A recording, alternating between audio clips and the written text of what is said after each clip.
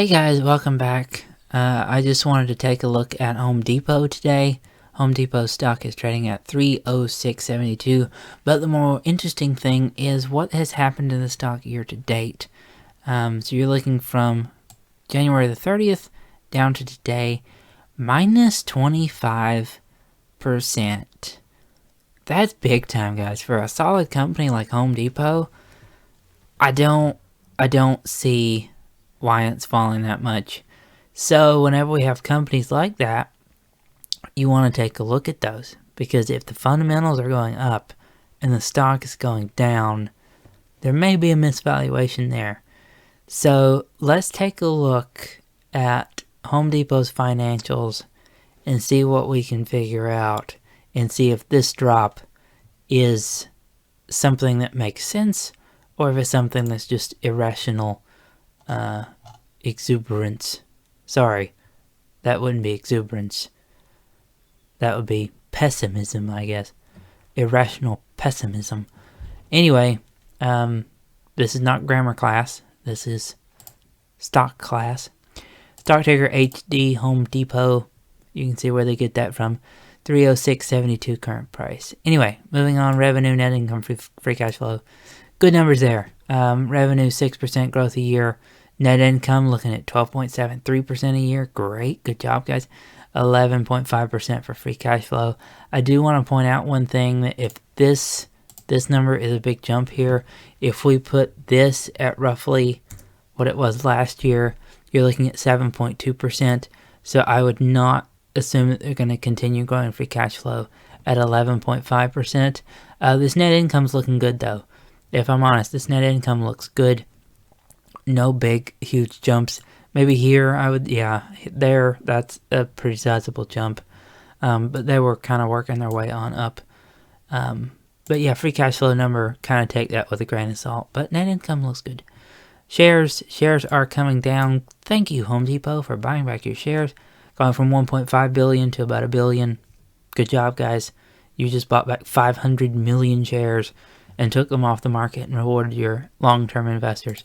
They're buying them back at minus 3.69%. Now, whether or not this is a good thing depends on the valuation of the stock. Overvalued companies should issue shares, because if you can sell something for more than it's worth, why wouldn't you?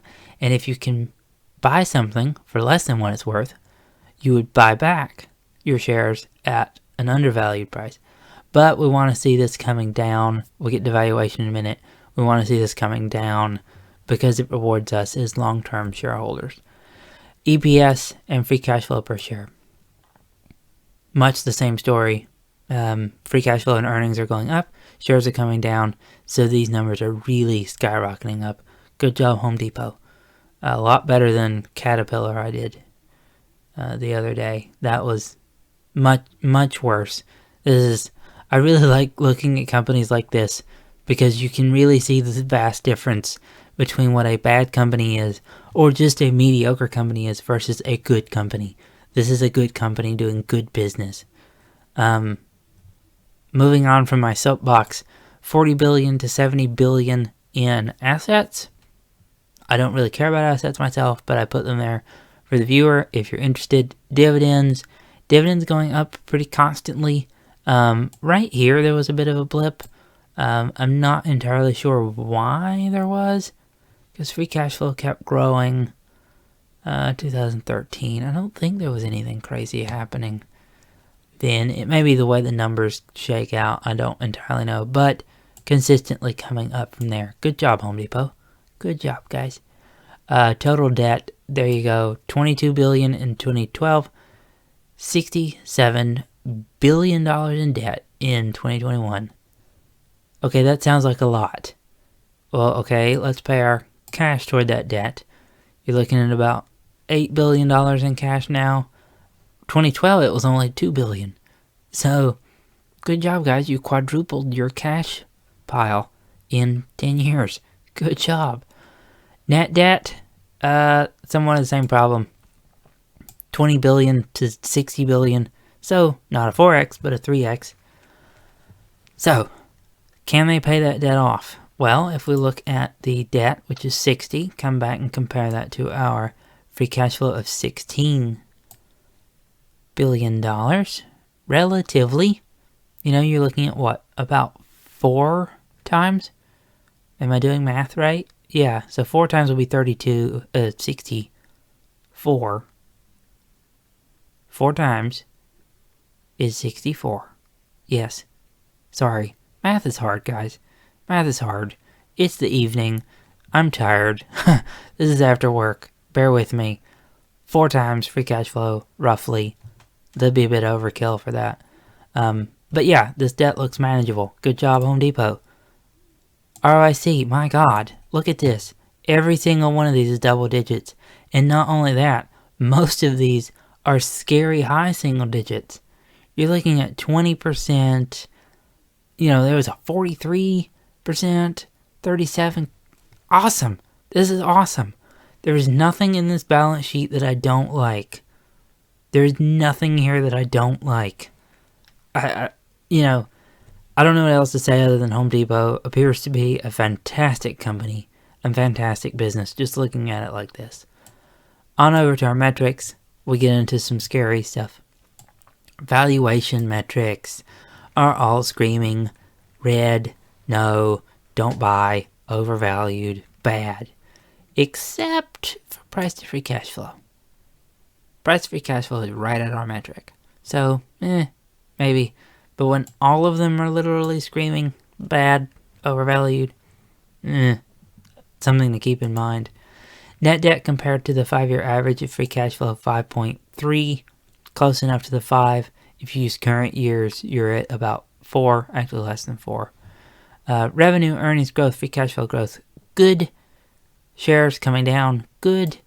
ROIC, solidly above 9% at 34.5%. Last time I checked, 34 was bigger than 9. Yeah, I think it still is, actually. Moving on, growth rates. I kind of took the, up here with free cash flow, if you assume this is roughly 11-ish like it was last year, you're growing at about a 7%. If it grew a little bit, call it 8% a year. So I'm haircutting that a little bit, 5. Home Depot's a big company already. They don't have a whole lot of outlets to grow anymore. That is what it is. But 5% would be solid for them. PE, 15. Net income, free cash flow multiple, 15. That leaves you with 370 and 290 for price targets in 2032? Yeah, that's 10 years from now. 10 years from now, you're looking at an average. Since you average those two, you're looking at $331.39 as compared to our 306.72. Compared to our Caterpillar video that I did recently, the share price is actually lower now than it is in the future.